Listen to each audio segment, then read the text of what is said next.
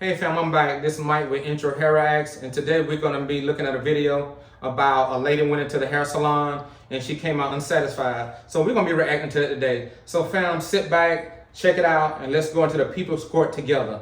All right. This is the plaintiff, Loctician Howard. She says she hired the defendant to put dreadlocks in her hair, and she paid her $1,180 to do it. The defendant did a poor job. Her head and scalp became irritated, and she had to hire someone to remove them the next day. She also lost 50% of her real hair. She couldn't attend her own birthday party and is now suing this woman for $9,180 for all she's out. Fam, let's get started. You see the chick in the bag with the glasses on and the red hair? She already nodded her head like the woman already guilty. They didn't even give the woman a chance. She's not even proven guilty yet. The girl back there nodding her head like, yeah, she getting ready to get it. She getting ready to get it. All right, y'all, let's get back to the video.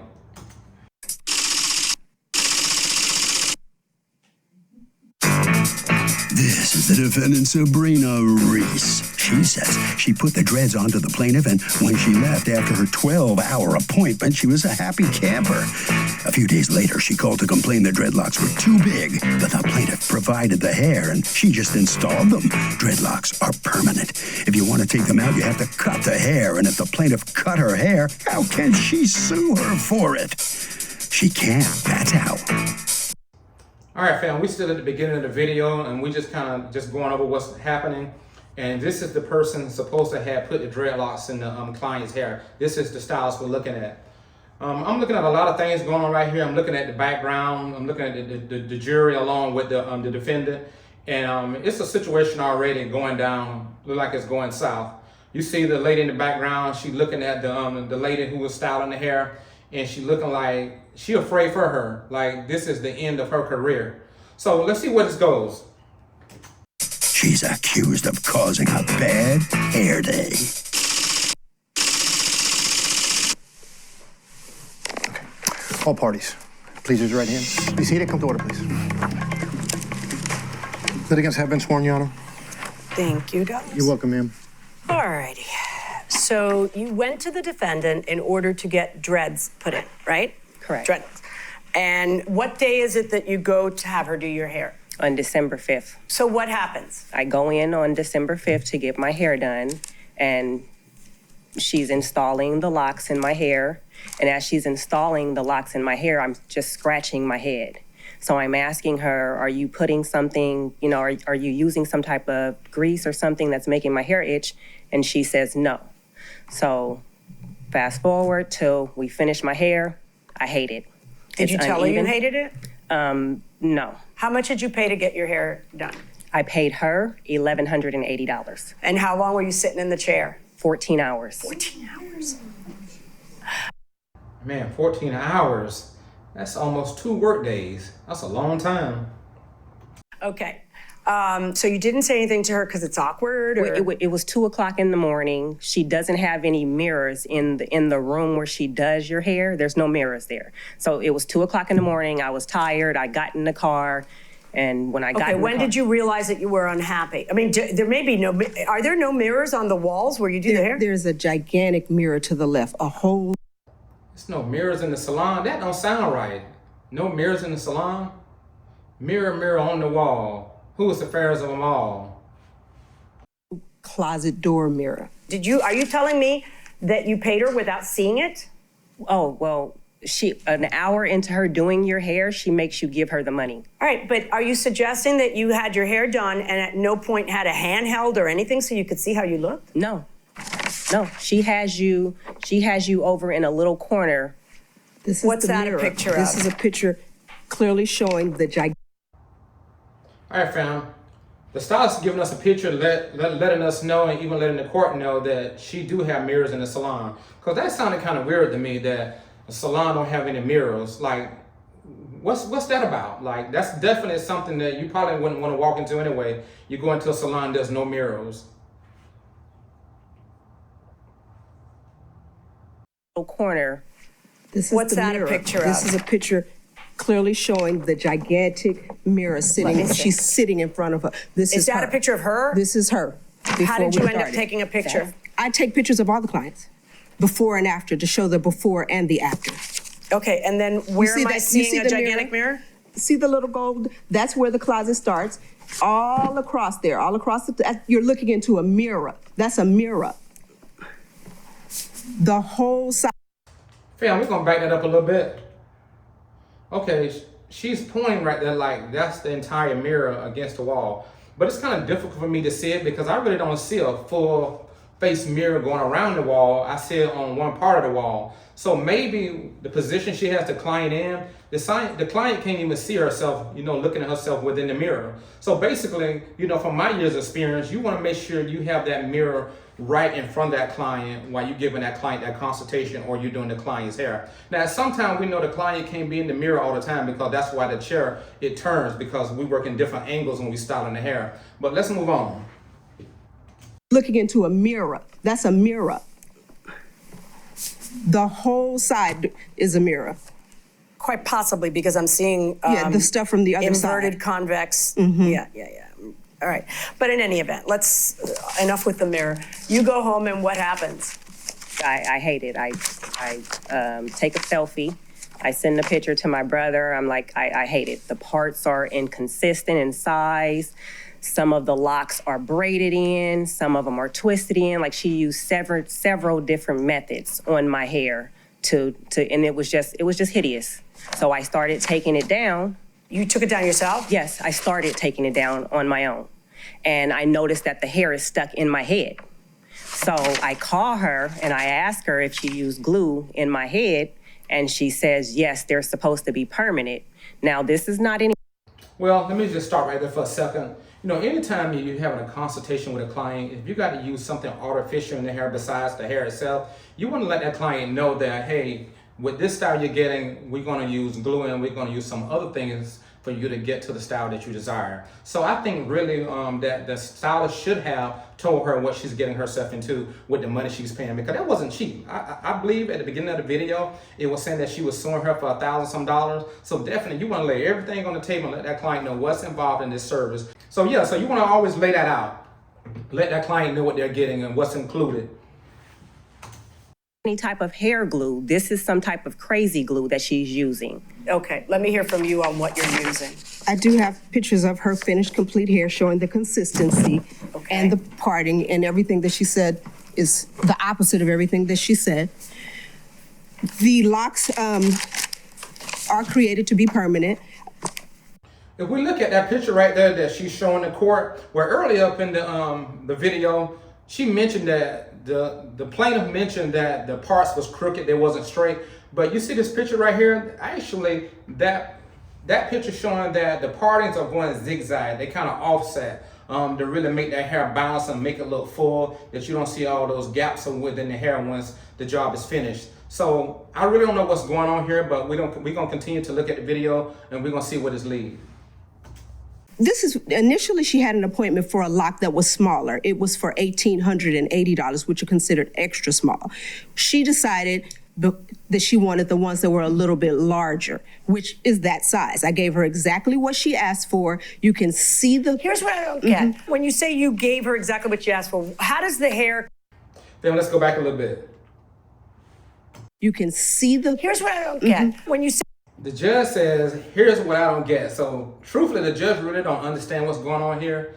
And at the end of the day, when you're trying to understand what's going on and you got a plaintiff and you got a defendant, my opinion is they need a black judge. Because at the end of the day, the Caucasian judge don't really know what's going on. And we're going to make sure we ain't throwing those stones. But at the end of the day, that's ethnic hair versus the Caucasian hair. So really, we need an African-American judge on this situation right here, because I believe it could be judged correctly and it could be judged right. But this is going to be a hard decision right here, because the judge she has the final say-so, and we don't know where this thing gonna head, because the judge really don't understand how black hair and how black salons operate. Say you gave her exactly what she asked for. How does the hair come to you? No, it's not pre-made. So it's you're loose. doing it. I create that. That's why it takes so long. I got it. So, yeah. So with that same hair, could you have made it smaller? Yes. Okay. That's why there's a difference in a big difference in the pricing between the 1,100. Yeah, because you're going to be there even longer. Even longer. Right. Your Honor, I have a picture of what was requested and what I ended up having. Right, but you're sitting there and you see the first one done. If it's not the right, did you feel like it wasn't the right size? Well, she got bigger. As she moved, as she got tired, as the night went along, she got bigger. Let me see a picture that would reflect that. I have her completed head. Okay, let me see your picture, but let me also see a picture that you may have taken that would reflect what you're saying. Okay, this one here. They look all the same size to me. I really don't see anything differential going on where one lock is larger than the other one. But to me, they look evenly. So I really don't know where she's coming from. But again, I know we're looking at a picture, so you can't see everything in the picture. But you know, at the end of the day, they said a picture tells 1,000 words. So let's see where this goes, because I was looking at earlier, for which we seen the before picture, that it seemed like all the locks was pretty much evenly to me. I didn't see any big ones or small ones. It was pretty much evenly. So I don't know where she's going with that. But again, let's see what happens. Okay, how does this show that she got bigger? Well, I mean, there's no consistency in the parts. If you can see, some of them are smaller, they're different sizes, they're different. They're not all. There's not going to be any consistency because you're getting dreads. So she's really offsetting the parts. So when she finished, the hair looked full and evenly on each side. Now, if she wanted something like box braids or something like that, that's really pretty much something that I think you could get that pretty much evenly, because you're building little squares or rectangles in the hair off the scalp. So that's probably easier, but she's doing a lot of offsetting to really bounce that hair out, like I said before. And we're looking at what's going on. The judge got a look on her face like she really trying to figure this thing out. She don't know which way it's going, but she knows she got to judge this thing correctly. She got to judge this best to her ability. But she trying. So we're going to see what's up. All the same Show size. me, I'm gonna need you to show me what you're saying. I mean, you know, they're not, no one counts the number of hairs individually to make sure that, but I don't see them that different, I guess. Are you? The judge right now, she dumbfounded. Like I said earlier, she's way out of her league, the judge. She don't understand what's going on here. You're asking me to compare these to these or what? Let me see. Here, I have more pictures. She's calling the braids, she's calling the locks these.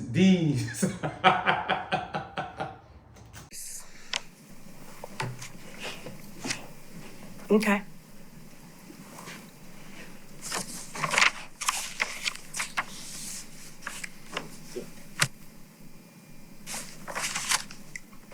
Okay, you've circled something here. What is it you're trying to get me to see? Oh, it was just glue. It was the glue that was in my hair. What kind of, do you use glue? I only use glue when the hair is. All right, fam, so they talking about the glue thing going on, but I'm gonna back up a little bit.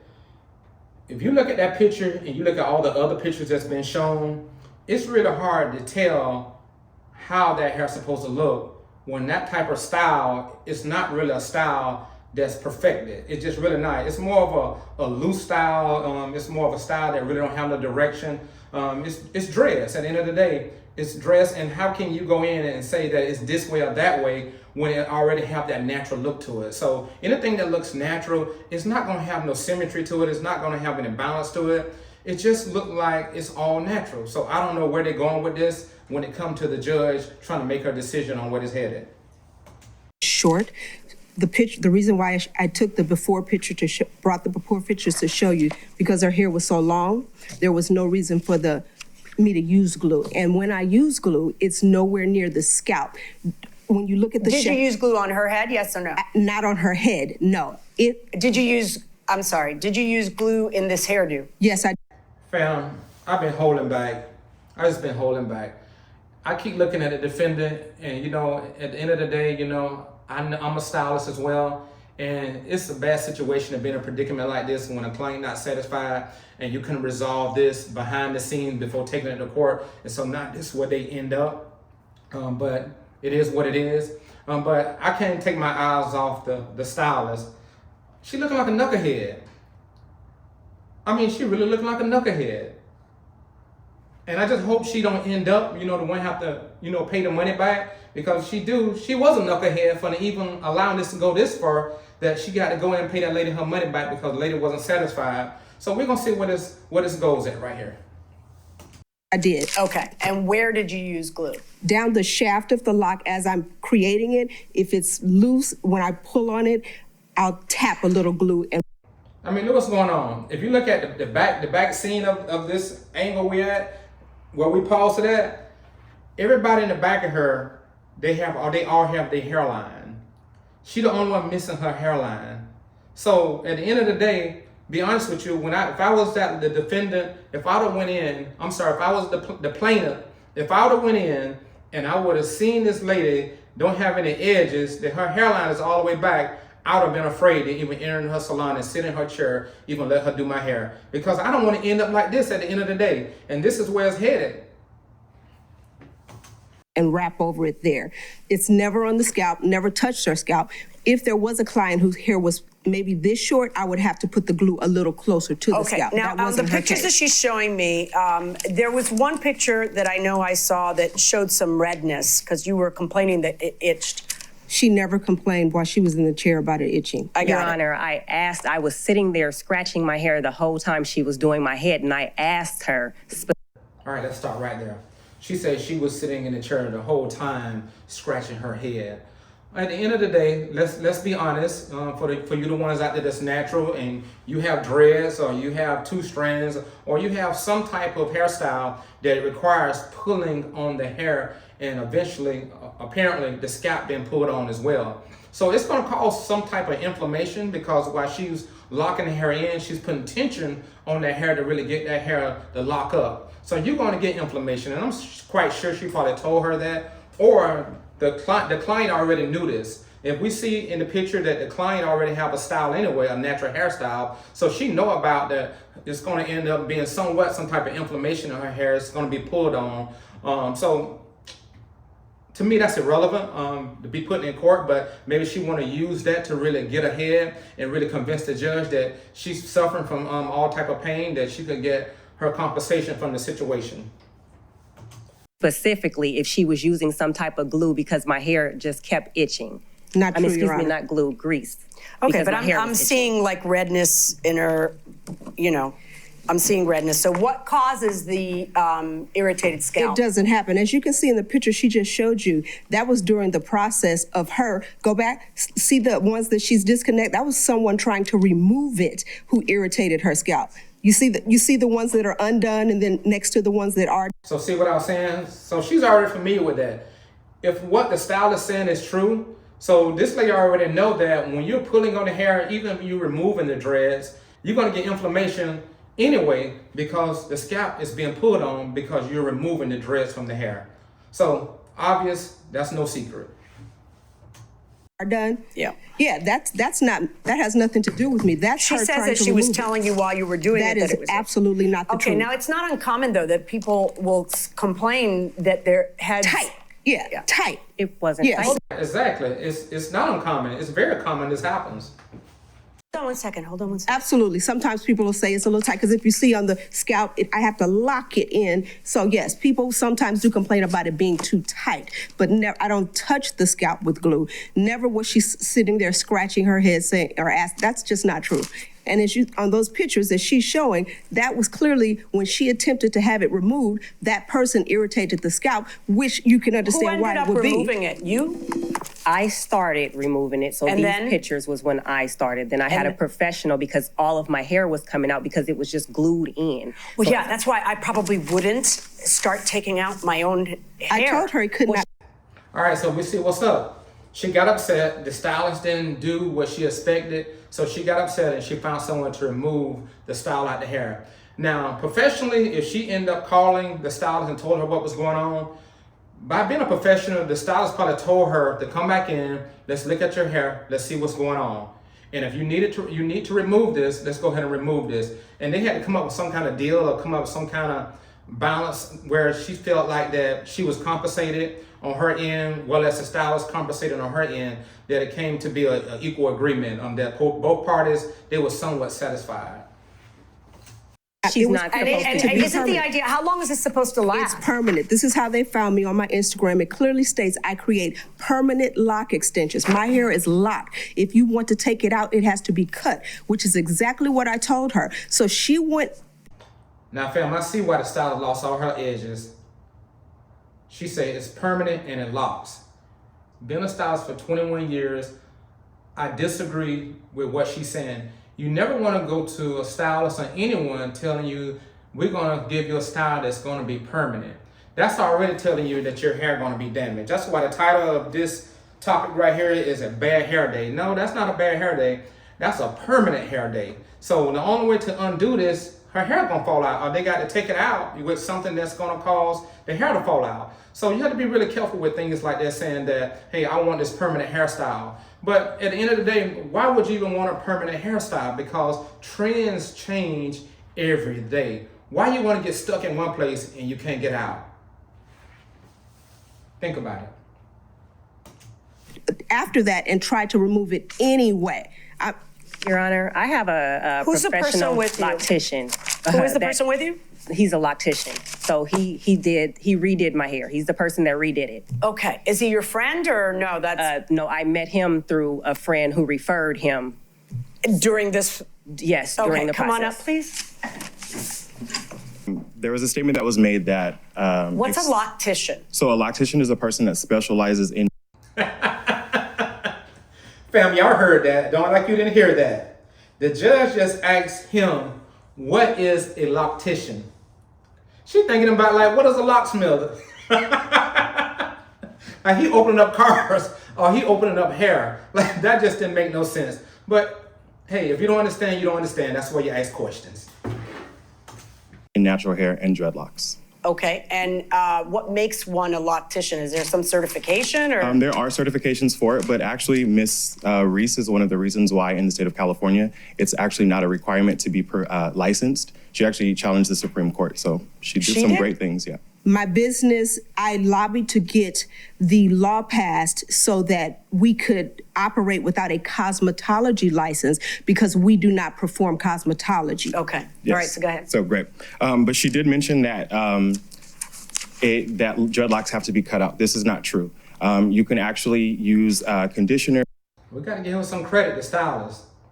Yeah, she has some background and she has made some things happen for the Black community. So, hey, you got to give credit when credit is due. It's a very long, meticulous process. Like you shouldn't try to do it on your own. For the most part, no. Right. But also just the whole idea of the fact that she had to use glue, totally unacceptable. You don't have to use glue. This is an example of a lock extension. I just made it very long for the sake of you being able to actually see it and understand it. This is the type of hair that's purchased. And this is, I utilize these tools. I lock the person's hair first, and then I attach this. No glue, no chemicals, Say that again. You nothing. lock the person's hair. So basically what I do. You lock that lump So of hair? their natural hair, depending on the length of their natural hair, I utilize different tools and I manually dreadlock their natural hair. Once their hair is locked, then I take the extension hair and then I attach the extension hair and then it becomes this. So their natural hair will then grow into the extension, no glue, no chemicals, no nothing needed whatsoever. This is the proper way to do it. Okay. What say you to all that? With all due respect to him, there is no. Do you two know each other? Or no, not at all. Do all locticians in No, but that's Los Angeles That's know? the point. There's so many different ways to create. You're creating, you're molding, you're shaping. So he could possibly have his way of doing things. I have my way of doing things. I've been doing it for 24 years. There is no perfect way, but what we. She right, there's no perfect way. Not at all. I've been doing hair just as long as her for 20 some years, and there's no perfect way. When you've been doing it that long, there's all different type of ways to style hair. You can't say she doing it right, he's doing it wrong, he's doing it right, she's doing it wrong. Everybody have their way to be taught. Everybody have their way to maintain and to create. So just understand that there's no right or wrong way of doing hair, styling hair. But I'm just still baffled off this right here because I wonder how they end up in the people's court. I feel they should have ended up in Judge Faith court. Maybe it could have handled a little better and maybe could have went a little smoother and maybe there are more questions that the judge would have had for them instead of them teaching the judge what's going on about black hair and about dreadlocks, or let's just say locks, about hair locks. we try to do is ensure that the person doesn't call you and say they found the dreadlock on the pillow. So yes, I slip knot it, as you see from the root, and it is done with the same tool that he has because we're trying to ensure that it is locked. Yes, my method may be different than his. She got her stuff. You already see she got her paperwork. She on point. Let's give her credit. It's hard to decide what the right method is as opposed to opinion if there's no standard in the industry and there's no, regulation or whatever. That's, you know what I mean? You can use aesthetics and look at the final product and the end result. What actually looks the most like a dreadlock? What's the least detectable to know that there's an extension placed there? I don't know if you want to actually look at her hair closely, but you can't see where her natural hair ends and the extension begins. Whose hair? Her hair? Yes. I would. Come on. Which is okay for him to have a different technique, but I have hundreds of pictures showing the final product. So if a person decides they don't want my method, they have the option. Fam, look at the judge. The judge, she's faking them out. The judge really don't even know what she's looking at. The guy told her earlier, well, can she come up front and let you look at her hair and see what's going on? So the judge now, she's sitting up there interviewing this lady hair, trying to figure out what's going on. But the judge don't even know where to start at. She don't know this woman's natural hair from the synthetic hair because she's not educated in this area. So basically, like I said before at the beginning of the video, she need a black judge to be able to judge this situation correctly. I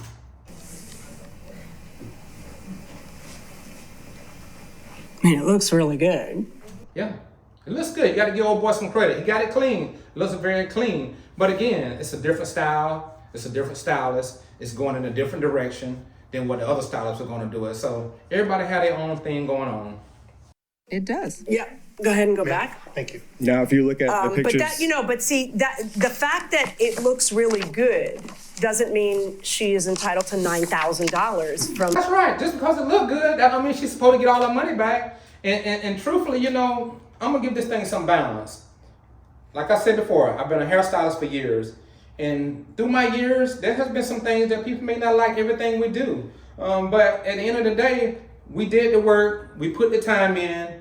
And if you don't like it, let's sit down, let's have a discussion, let's talk about it, and let's see what we could come up with, that we could work something out that both of us could be happy at the end of the day. The defendant. So let's talk about your lawsuit. You want the money you paid her for her 14 hours, 12 hours to go back to you. You want the amount that you paid not only for the hair that she used, but also the hair that you used there. That way you don't pay for hair at all. Right? That's what you're saying. You shouldn't have to pay for hair at all, which would be a freebie hair. $900, you sue him for that. You're suing for $2,200. Is that what you charge to do it? Okay, and so my that's. process was a 3-day. I understand that. And then you're charging $700. You're asking for $700 for removal of glue. To explain that to me. Okay, so now as I'm taking down the hair, there's a lot of glue. There's not a dab of glue. There is a bunch of glue all down the locks that Miss Sabrina did in my hair. So as I'm taking them out, it's too much hair. I have. No, but how do you come up with $700? Because I had to call someone else who ended up helping me take the locks out of my hair, and they charged me. Did you pay that person $700? Yes. Do you have any proof of that? Yes. A Zelle transfer, Cash App transfer on 12/9 to someone at a particular braids and weave salon for $700. Wow, man. It's an expensive thing. It really is so. I try to understand this whole thing. I watched that Chris Rock special. I try. I told you, fam, Judge don't know what's going on, but she's trying her best. At least she's keeping her character together. She's not confused. Well, we back up. Can't mess with that one. And I know it's like a really. All right, fam, let's back up a little bit. Okay, right here. Judge looking at this, and she's confused. She didn't know that it take all this to get hair the way you want it.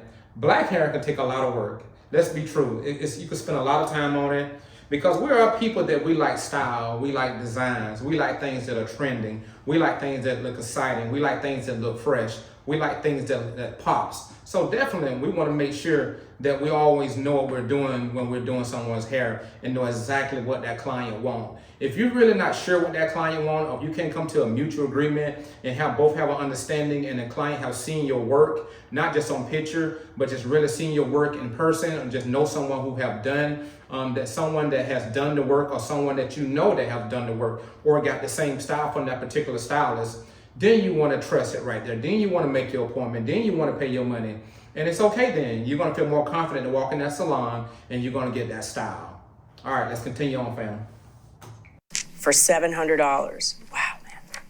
It's an expensive thing. It really is so, I try to understand this whole thing. I watched that Chris Rock special. Chris Rock? What he know about hair? And I know it's like a really, wow. Okay, and then now the hall rental and pain and suffering is $4,200 of your lawsuit against this lady. What are you talking about?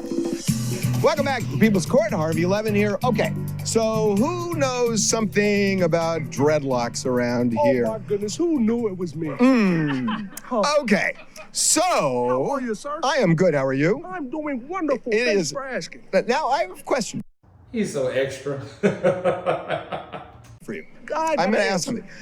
If you went to a hairdresser and they put dreadlocks in, and they botched the job, could you take them out yourself, or do you have to go back to the hairdresser? Could I take them out, or could I go back to the hairdresser? Not a trick question. It's not a trick question, but I always like to take my time answering a question. Okay, well, we don't have time, so what do you say? What do I say?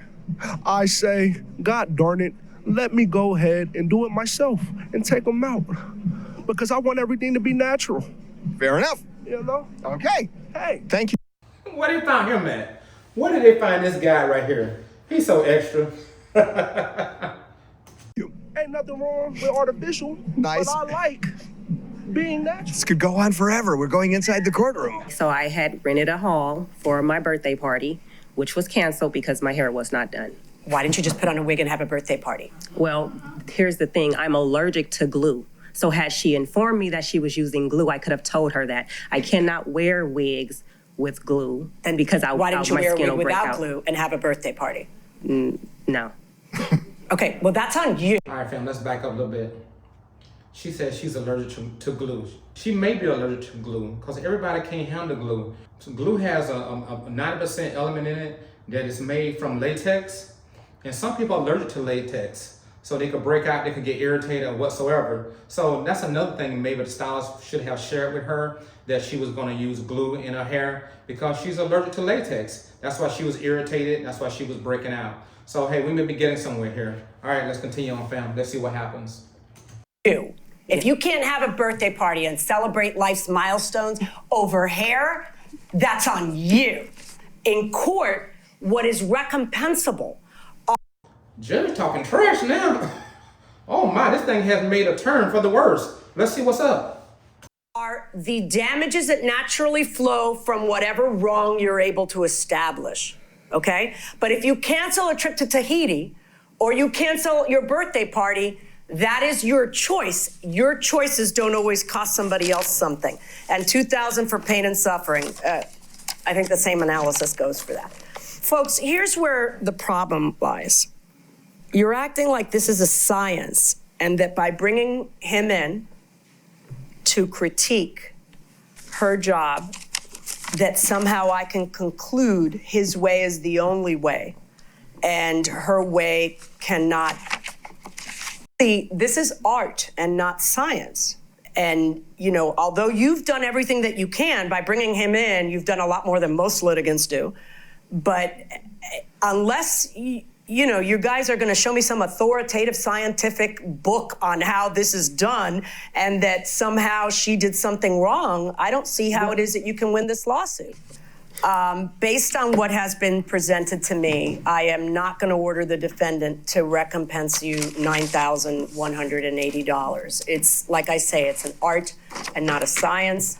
I don't know why you would start ripping this stuff out of your own head. I don't know why you would cancel your birthday party. But you are free an American and can do whatever you want. It's just that it doesn't necessarily mean someone else has to pay you $9,000 when you do it. Verdict for the defendant. All right, fam. We see what happened. There's a lot going on here. We see the plaintiff. She didn't get what she was looking for. Sometimes that happens. It went into the favor of the hairstylist. But they both had a good argument. But at the end of the day, I feel like this. If that plaintiff had left the hair salon and she said everything was fine, she loved the hair, it feels good, it don't hurt, and she's happy about it, and she leave that salon and with no complaints, and now she come back the next day or whensoever, and she says that I don't like my hairstyle, it hurts, it's ugly, or whatever it is. Seemed like to me when she did leave the salon, she got with somebody and she got their opinion. And somebody didn't like the hairstyle, and they probably said, oh, it's ugly or whatever. Girl, you need to go get your money back. It don't look good at all. Oh, she took advantage of you. Girl, go get your money. And I think she called the stylist and she started complaining. Matter of fact, I don't think that she called the stylist. We know she called the stylist and started complaining about her hairstyle, that she's not satisfied, she's unhappy. Can she get her money back? And the stylist told her, no, we did a service and it's done. There's no money back, but we could work something out. So obviously the plaintiff was upset and she couldn't work nothing out because she didn't want to work nothing out because her emotion was in place. Her emotions was in place. And by being very emotional with this situation, it's very understandable. So I can't really blame the plaintiff about everything because if you don't look good, you ain't gonna feel good. So this is where this end up at. But let's see what the verdict gonna be. Thank you, Your Honor. So the plaintiff loses, gets nothing. Ms. Howard, what are you thinking? She lied, and Ms. Howard don't look too happy. She said the lady lied. I didn't know we lie in court. I should have known better when I seen her hair. I should have. See, look at her, fam. I told y'all that early in the video. I told you when she walked in that salon to get that consultation, she should have looked at that stylist's hair and said she has lost all her edges. Why would I go in here? I don't trust that. And this is no joke and ain't no shame. Sometimes we don't pay attention to the small things and we should watch the small things. We should always be aware of our surroundings. And she walked in there and she seen the stylist had no edges, that she losing all her hair out. She losing all her hair, and she should have walked out there and say, thank you. Hey, I appreciate the consultation. I'll get back with you. But she didn't do that. She took the chance, and it was a disaster. Should have left, but of course I didn't, and it sucks, but whatever. I mean, this must be a big shock to you not to get anything after suing for $9,000. What was it like sitting in the chair for 14 hours getting your hair done? Tiresome. Tiresome? Yes. I don't know how you stood it. But what's the condition of your hair now? How would you describe it? It's damaged, badly damaged, because of the glue. So what happens? Well, I mean, You just got to let it repair. grow out? Yeah, I have him to help repair it. Okay, well, good luck to you. Sorry. Ms. Reese, I got to feel you were somewhat worried, weren't you? I mean, Fam, let's check it out again. What just happened? What was just said, I mentioned earlier. The girl said, I should have looked at her head, I should have looked at her hair, and I should have known better not to go to her. Look at her forehead. Where her hairline? She done lost her hairline. She has no hairline at all. She looked like a knucklehead. So, she got her answer. $10,000? I wasn't worried because, thank you. I wasn't worried because I knew, my intuition from the beginning, this was some form of scam. She wanted the tinier ones to begin with. She cheated herself and got the larger ones, and she simply wanted something smaller, which is what she had done him do. So. Okay, all right. No, she didn't cheat herself. She just was blind and she was naive when she came to that stylist and she didn't see that head and walked out. I would have went to the salon and seen that woman's head. I would have been afraid and I would have turned around. I would have walked back out the door that I came into. Good enough. Well, thank you very much. Congratulations. Thank you. Whoa, 9,000. Harvey? So here's the thing, Doug. This case requires an expert, but just because you bring an expert witness in doesn't mean that you automatically win. Sometimes experts have an axe to grind, and sometimes they're just not that good. So it's important to bring them in. You lose if you don't have one, but you don't automatically win if you do. Well, fam, leave a comment Let me know what y'all think. What's your opinion on that? I like to hear it and see what's going on. If you have any other hair videos similar to this that we could watch and we could react on, please let me know. Send them to me. But we're going to check on out of here, and I appreciate you sitting down with me and watching this hair reaction video.